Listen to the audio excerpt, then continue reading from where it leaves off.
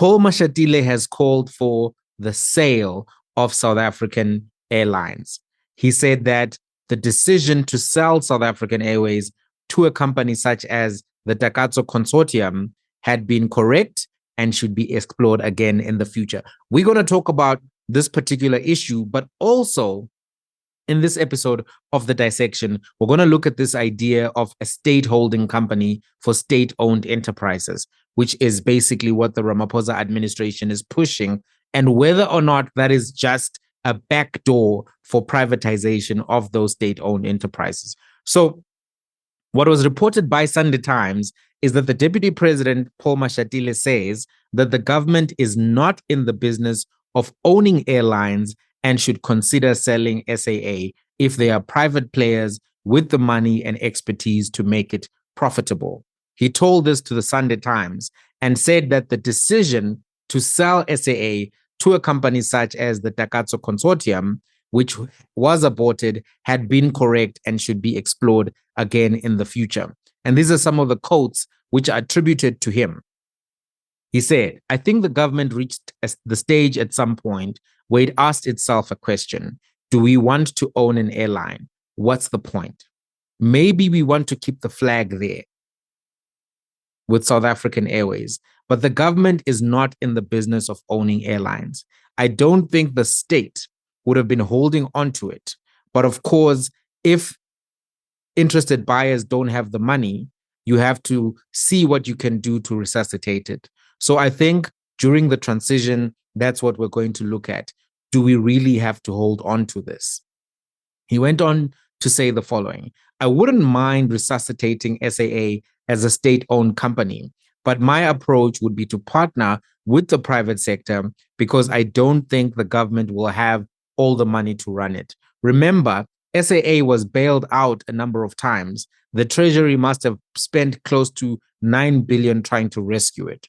The right approach would have been going to the private sector. It would have been to bring in the private sector much earlier. If we can still do it now, I think we should, because there are many people in the private sector who want to invest in an asset like that.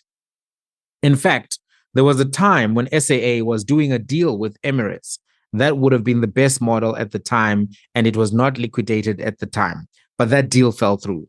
If we had got that right, that was the best deal in a sense. But if there's a private company that wants to partner, that's good. This is what Mashatile has said. He's argued that while the airline's performance seemed to be improving, the government should pursue selling it and selling its stake to a partner in the private sector. He believes that government should have considered the sale before it even ran into financial troubles.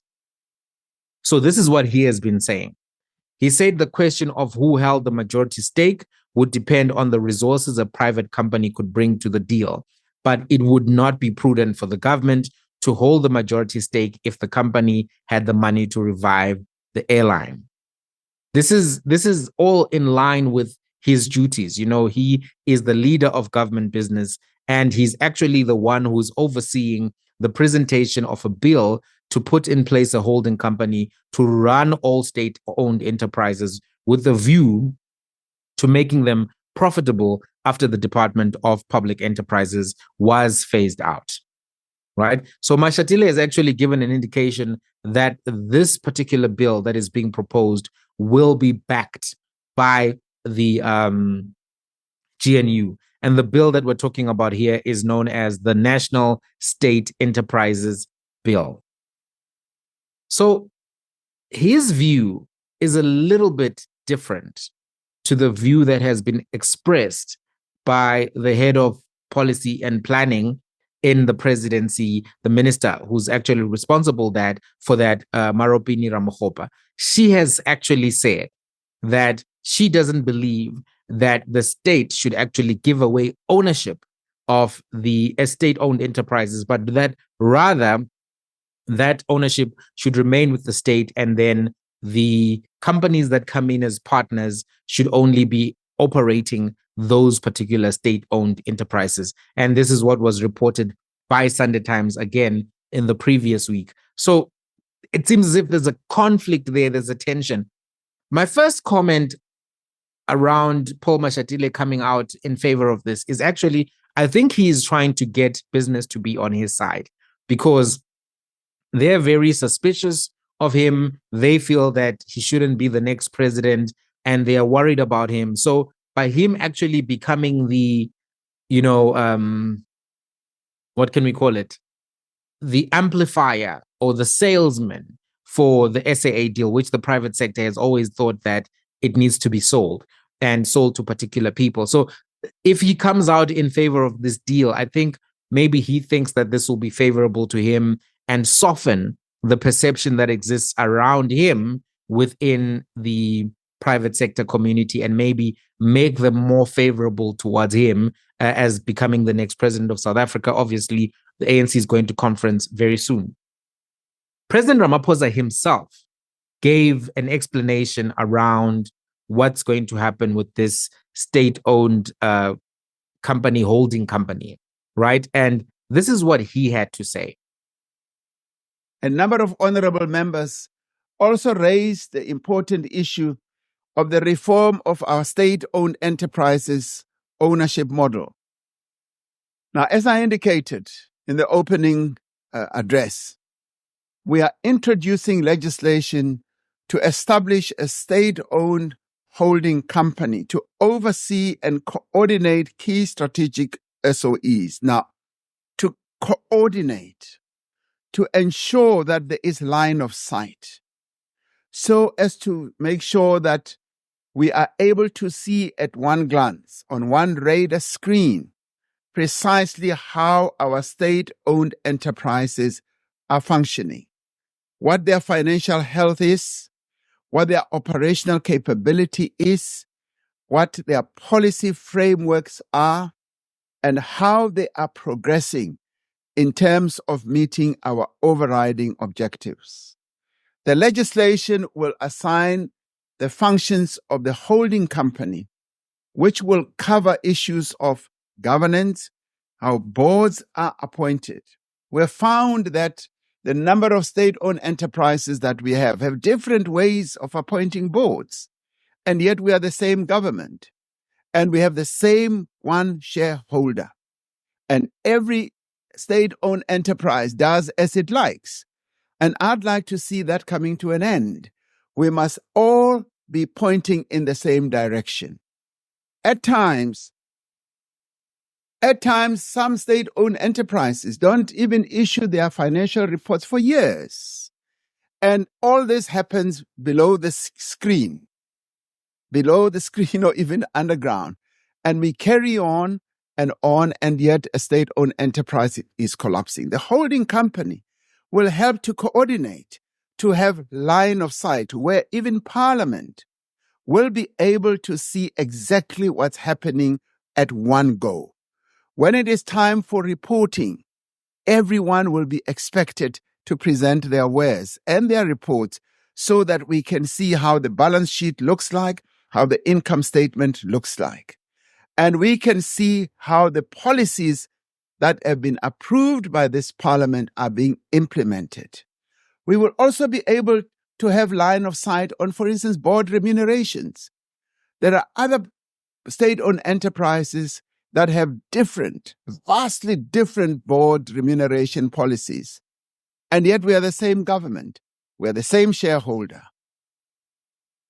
Executives are remunerated completely differently without proper processes and procedures. Not necessarily that they should all end the same, but there should be procedures. And all this, the financial reporting, which is important, also has to be streamlined, as to be able to enable all of us to have clear line of sight. Now, this does not mean we are going to, from the holding company level, be running these state-owned enterprises. It is the coordination. This is in line with global best practice and is the approach taken by many countries with SOEs that successfully fulfill a social and economic development mandate.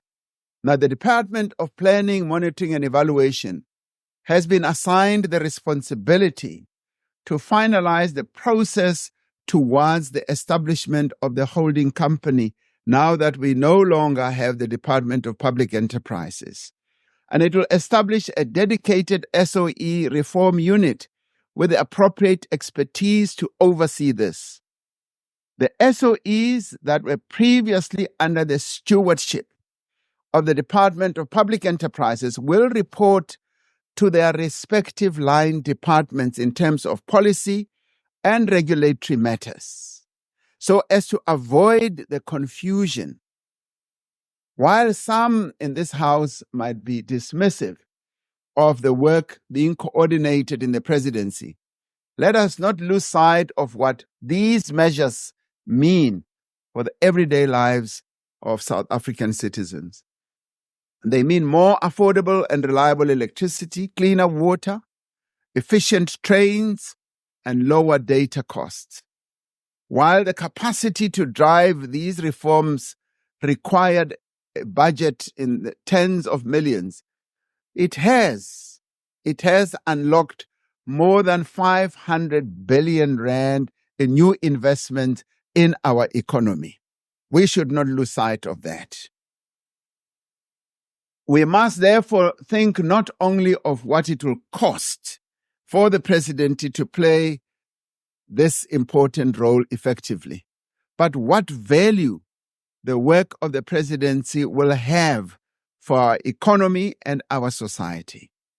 The presidency will continue to nurture strong and good partnerships with key role players in our economy, with business, with labor, with civil society, and a variety of other stakeholders. And all these relationships will be very, very closely and well managed by ministers and our deputy ministers. So listening to President Ramaphosa, he says that you need to have this interface, this one screen where you can look with one glance at everything that's happening with state-owned enterprises, where you can see their financial health, their policies, their functioning, their operational capabilities, how they are dealing with key objectives and key results, OKRs, KPIs, that kind of thing. You so that you are able to look at income sheets, balance sheets, and to be able to look at remunerations, look at board recommendations, all of these things. But the question then is, President Ramaphosa is not coming into presidency yesterday. He was president from 2018. How does he not have all of this information already? How is there not a dashboard already which allows him and anybody else in cabinet, in parliament to be able to do this? It's not clear to me why it's necessary to change the ownership model or the governing model of state-owned enterprises to put them into this holding company just to be able to get income sheets and income statement, balance sheets, income statements. That's not clear to me. It doesn't seem as if it's necessary to do it for those reasons. You can still be able to get financial reports and to be able to streamline how remuneration is done without particularly having a holding company. The idea that you need the holding company to get these people to behave, I think, is weird. And also, how has he not been able to get this in place? Also, President Ramaphosa promised that ministers would sign agreements, performance agreements. Those agreements would be made public and then they would be reviewed, and it was not done. So I don't know if I'm fully convinced by the articulated reasoning that he has given, right? If there was a necessity to make a website where you can look at all of the balance sheets and financial statements and income statements of these state-owned companies, that could have been done by now. You don't need legislation to do that. You don't need legislation to make sure that those particular entities are accountable. In fact, what I think is that it seems as if there's an appetite to get rid of particular state-owned enterprises, and that because of the structuring that was done, where it was in a ministry that was not in the presidency, that it became difficult to do that. Pravin Gordhan wanted to do away with a lot of state-owned enterprises. He was not able to do that. And even the sale of the SAA was blocked. But Pravin was not accountable to parliament. He was very problematic because he wouldn't go to parliament. They had to fight with him to get transparency. The president said that by so doing all of these things, there's going to be more transparency. But I don't know if that's true. He did not seem willing to have any committee that the presidency accounts to.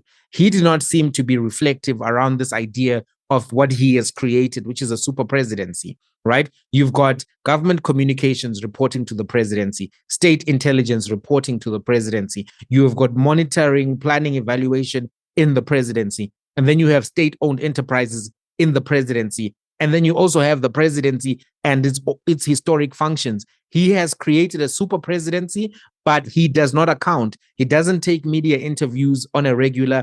I think in his whole administration, he's probably taken under 10 interviews altogether, many of which have not been in a press conference format. He only does one-on-one interviews. I mean, even Donald Trump has done more media interviews than President Ramaphosa as president, even Joe Biden, right? And he also doesn't like them. So it's not something where I'm convinced that there is going to be more transparency as a result of this state-owned enterprises holding company. What is likely to happen is that there's going to be less transparency, less accountability. There already isn't any.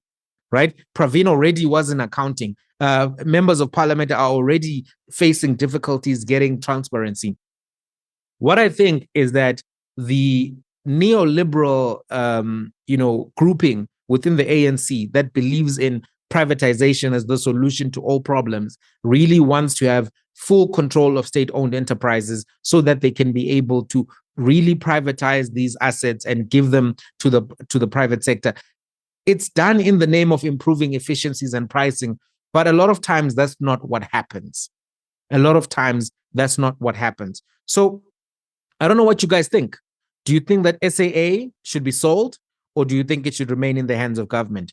What do you guys think about this idea of a holding company? Do you think that this National State Enterprise Bill is the first step towards giving the presidency powers to sell off assets, to be able to privatize water, ESCOM much further than has currently happened?